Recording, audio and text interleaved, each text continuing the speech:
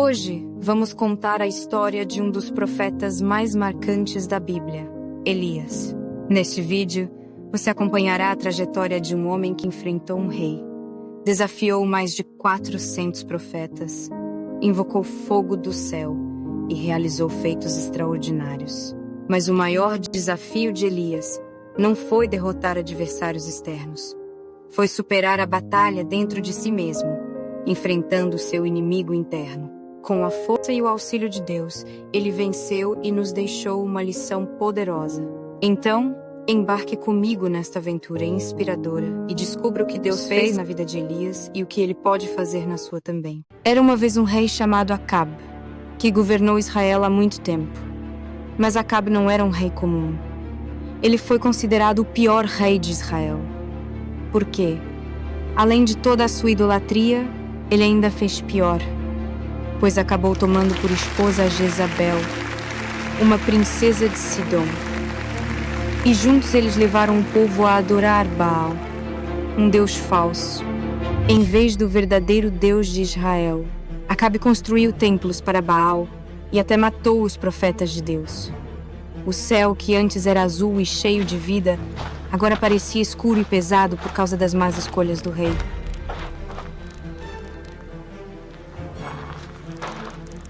Israel enfrentava um de seus períodos mais sombrios. O rei Acabe, ao lado de sua esposa Jezabel, entregava-se à idolatria, construindo templos em honra a Baal e prostrando-se diante de seus altares. Jezabel, em sua comunhão com os falsos profetas, oferecia banquetes e sustentava essa prática abominável, fortalecendo ainda mais o culto a deuses estrangeiros. Juntos, Acabe e Jezabel não apenas abraçaram a idolatria, mas arrastaram toda a nação para longe do Deus verdadeiro, contaminando o coração de Israel com sua adoração pagã. É nesse cenário caótico que aparece a figura do profeta Elias. Elias, um grande homem temente a Deus e totalmente contra a adoração a Baal, vai a mando do Senhor Jeová até a presença do rei Acabe e lhe dirige a seguinte mensagem: Vive o Senhor Deus de Israel, perante cuja face estou, que nestes anos nem orvalho nem chuva haverá, senão segundo a minha palavra. Após ter se apresentado diante de Acabe, Elias saiu do palácio e ouviu a voz do Senhor Deus que lhe disse: Retira-te daqui e vai para o Oriente, e esconde-te junto ao ribeiro de Querite, que está diante do Jordão. E há de ser que beberás do ribeiro, e eu tenho ordenado aos corvos que ali te sustentem. Foi, pois, e fez conforme a palavra do Senhor, porque foi e habitou junto ao ribeiro de Querite, que está diante do Jordão.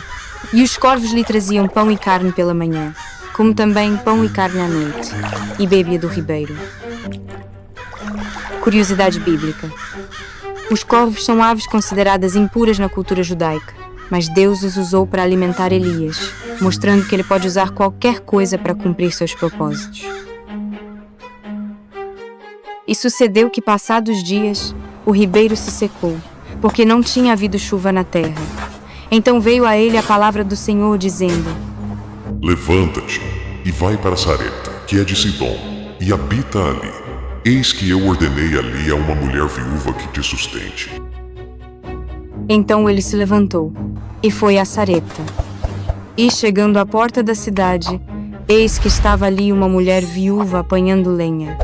E ele a chamou e lhe disse: Traze-me, peço-te, num vaso um pouco de água que beba. Traze-me agora também um bocado de pão na tua mão. Vive o Senhor teu Deus, que nem um bolo tenho, senão somente um punhado de farinha numa panela e um pouco de azeite numa botija.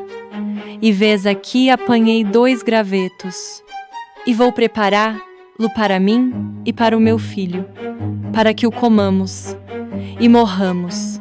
Então Elias lhe disse: Não tenha medo. Faça primeiro um pequeno bolo para mim e traga-o aqui. Depois faça algo para você e para seu filho, porque assim diz o Senhor, o Deus de Israel: a farinha na vasilha não se acabará, e o azeite na botija não se secará até o dia em que o Senhor enviar chuva sobre a terra. E ela foi e fez conforme a palavra de Elias. E assim comeu ela, e ele, e a sua casa muitos dias. Da panela a farinha não se acabou, e da botija o azeite não faltou, conforme a palavra do Senhor que ele falara pelo ministério de Elias. Curiosidade histórica. Sarepta era uma cidade fenícia, território de Jezabel. Deus enviou Elias para lá para mostrar que seu poder vai além das fronteiras de Israel. Dias depois, o filho da viúva adoeceu gravemente e morreu. Ela questionou Elias sobre sua presença trazer à memória sua iniquidade. Elias tomou o menino, levou-o ao seu quarto e clamou ao Senhor para que a alma do menino voltasse. Após clamar 3 vezes, o Senhor ouviu e o menino reviveu.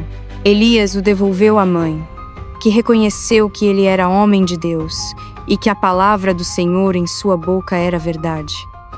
E sucedeu que, depois de muitos dias, a palavra do Senhor veio a Elias no 3º ano, dizendo: Vai, apresenta-te a Acabe, porque darei chuva sobre a terra. Assim foi Elias apresentar-se a Acabe, e a fome era extrema em Samaria. Na área do palácio, Acabe chamou a Obadias, o mordomo, e Obadias temia muito ao Senhor e disse Acabe a Obadias: Vai pela terra a todas as fontes de água, e a todos os rios. Pode ser que achemos erva, para que em vida conservemos os cavalos e mulas, e não percamos todos os animais. E repartiram entre si a terra, para percorrerem. Acabe foi à parte por um caminho, e Obadias também foi sozinho por outro caminho. Obadias, durante o seu percurso, encontrou Elias. Reconhecendo-o de imediato, prostrou-se e perguntou com reverência: És tu, meu senhor Elias? Elias respondeu com firmeza: Sim, vai e diga a Acabe que estou aqui. Então, disse Obadias a Elias: Em que pequei, para que entregues a teu servo na mão de Acabe, para que me mate? Vive o Senhor teu Deus, que não houve nação nem reino, aonde o meu Senhor não mandasse em busca de ti. E dizendo eles: Aqui não está, então fazia jurar os reinos e nações, que não te haviam achado. E agora dizes tu: Vai, diz a teu Senhor, eis que aqui está Elias. E poderia ser que, apartando-me eu de ti, o Espírito do Senhor te tomasse, não sei para onde, e vindo eu a dar as novas a Acabe, e não te achando ele, me mataria. Porém, eu, teu servo, temo ao Senhor desde a minha mocidade. Porventura não disseram a meu Senhor o que fiz, quando Jezabel matava os profetas do Senhor? Como escondi a 100 homens dos profetas do Senhor, de 50 em 50, numa cova, e os sustentei com pão e água. E agora dizes tu: Vai, dize a teu Senhor, eis que Elias está aqui, ele me mataria. Vive o Senhor dos exércitos, perante cuja face estou, que deveras hoje me apresentarei a ele. Então foi Obadias encontrar-se com Acabe. Após receber a notícia de Elias por Obadias, Acabe chegou dizendo: És tu o perturbador de Israel? Eu não tenho perturbado a Israel, mas tu e a casa de teu pai, porque deixastes os mandamentos do Senhor, e seguistes a Baalim.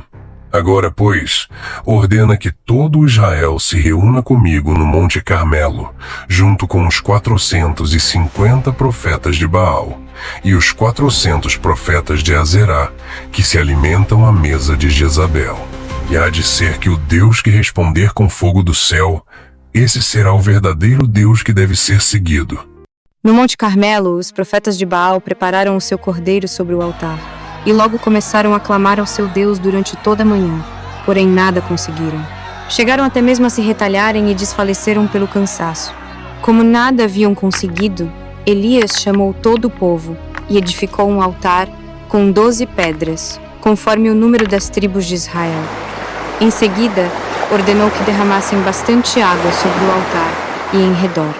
Depois Elias orou ao Senhor, e enquanto ele ainda orava, Deus respondeu com fogo que desceu dos céus, consumindo o sacrifício, a lenha, as pedras e até a água. O povo então proclamou: Só o Senhor é Deus! Só o Senhor é Deus! E Elias lhes disse: Lançai mão dos profetas de Baal, que nenhum deles escape. E lançaram mão deles. E Elias os fez descer ao ribeiro de Quizom. E Eli os matou. Então disse Elias a Acabe: Sobe, come e bebe, porque ruído há de uma abundante chuva. E Acabe subiu a comer e a beber. Mas Elias subiu ao cume do Carmelo e se inclinou por terra. E Elias disse ao seu servo que olhasse na direção do mar. E esse olhou e viu uma pequena nuvem no horizonte. Então Elias encerrou a oração e desceu do monte. E sucedeu que, entretanto, os céus se enegreceram com nuvens e vento, e veio uma grande chuva. E Acabe subiu ao carro e foi para Jezreel. E a mão do Senhor estava sobre Elias, o qual cingiu os lombos, e veio correndo perante Acabe até a entrada de Jezreel. E chegando Acabe ao palácio, fez saber a Jezabel tudo quanto Elias havia feito, e como totalmente matara todos os profetas à espada. Então Jezabel mandou um mensageiro a Elias, a dizer-lhe: Assim me façam os deuses, e outro tanto, se der certo amanhã a estas horas não puser a tua vida como a de um deles. Então Elias, temendo por sua vida, fugiu da presença de Jezabel e foi para o deserto. Lá sentou-se debaixo de um zimbro e pediu pela sua morte, dizendo: Já basta, ó Senhor. Toma agora a minha vida, pois não sou melhor do que meus pais. Elias dormia sob o zimbro, quando um anjo o tocou e disse: Levanta-te e come. Ao despertar, viu pão e água ao seu lado. Alimentou-se e voltou a deitar-se. O anjo o tocou novamente e disse: Levanta-te e come, pois o caminho será longo. Fortalecido, Elias caminhou 40 dias e 40 noites até Horebe, o monte de Deus. E ali entrou numa caverna e passou ali a noite. E eis que a palavra do Senhor veio a ele e lhe disse: O que fazes aqui, Elias? E Elias disse: Tenho sido muito zeloso pelo Senhor, o Deus dos exércitos. Os israelitas rejeitaram a tua aliança, quebraram os teus altares e mataram os teus profetas à espada. Sou o único que sobrou, e agora também estão procurando matar-me. Então Deus decidiu se manifestar. Primeiro veio um vento forte, tão poderoso que rachava as pedras, mas Deus não estava no vento. Depois veio um terremoto. A terra tremeu sob os pés de Elias, mas Deus também não estava no terremoto. Em seguida, surgiu um fogo intenso, iluminando tudo ao redor, mas Deus não estava no fogo. Por fim, veio um sussurro suave. E foi nesse silêncio, nessa brisa tranquila, que Elias ouviu a voz de Deus. Às vezes, Deus não fala nos grandes sinais, mas no silêncio do nosso coração. Então disse o Senhor Deus a Elias: Vai, volta pelo teu caminho para o deserto de Damasco, e chegando lá, unge a Hazael, rei sobre a Síria. Também a Jeú, filho de Ninsi, ungirás rei de Israel. E também a Eliseu, filho de Safate de Abel-Meolá, ungirás profeta em teu lugar. E há de ser que o que escapar da espada de Hazael, matá-lo-á Jeú. E o que escapar da espada de Jeú, matá-lo-á Eliseu. Também deixei ficar em Israel 7.000, todos os joelhos que não se dobraram a Baal, e toda a boca que não o beijou. Assim partiu Elias, caminhando por campos vastos e ensolarados. Foi então que ele viu um jovem trabalhador, lavrando a terra com 12 juntas de bois. Seu nome era Eliseu. Com passos firmes, Elias se aproximou e, sem dizer uma palavra, tirou sua capa e a colocou sobre os ombros de Eliseu. Aquele gesto simples dizia tudo. Deus estava chamando Eliseu para algo muito especial. Na mesma hora, Eliseu entendeu. Ele deixou os bois, correu atrás de Elias e decidiu segui-lo para aprender com um profeta de fogo. Mas a história de Elias ainda tinha momentos incríveis antes de seu fim. Certo dia, o rei Acasias ficou muito doente e, em vez de buscar a Deus, mandou mensageiros consultarem um Deus falso. Deus então mandou Elias entregar uma mensagem ao rei. Você morrerá, porque não buscou ao Deus de Israel. Quando o rei soube que foi Elias quem deu essa mensagem, ficou furioso e mandou soldados prender o profeta. Chegou então um capitão com 50 soldados e disse com arrogância: Homem de Deus, o rei manda que você desça. E Elias respondeu com firmeza: Se eu sou homem de Deus, que desça fogo do céu e consuma a ti e aos teus 50. E imediatamente caiu fogo do céu e queimou todos eles. O rei mandou um segundo grupo, e o mesmo aconteceu. Elias repetiu as palavras, e fogo do céu desceu novamente. Mas o terceiro capitão foi diferente. Ele se aproximou com humildade, caiu de joelhos e disse: Homem de Deus, por favor, tenha misericórdia de mim e dos meus 50 servos. Então o anjo do Senhor disse a Elias: Pode ir com ele. Assim Elias foi até ao palácio a encontrar-se com o rei Acasias. Ao chegar diante do rei, Elias lhe disse: Assim diz o Senhor: Por que enviaste mensageiros a consultar a Baal-Zebube, Deus de Ecrom? Porventura é porque não há Deus em Israel para consultar a sua palavra. Portanto, desta cama, a que subiste, não descerás, mas certamente morrerás. Depois disso, Elias seguiu sua jornada com Eliseu. Eles passaram por cidades como Gilgal, Betel e Jericó. Por onde passavam, profetas avisavam Eliseu que Elias logo seria levado embora. Elias por várias vezes falou a Eliseu para que esse ficasse, mas a resposta dele era uma só: Vive o Senhor e vive a tua alma que te não deixarei.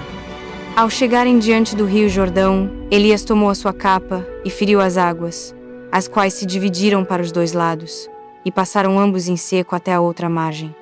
Já do outro lado do Jordão, Elias perguntou a Eliseu: O que queres que eu te faça antes que eu seja levado de ti? Eliseu lhe respondeu: Peço-te que haja porção dobrada do teu espírito sobre mim.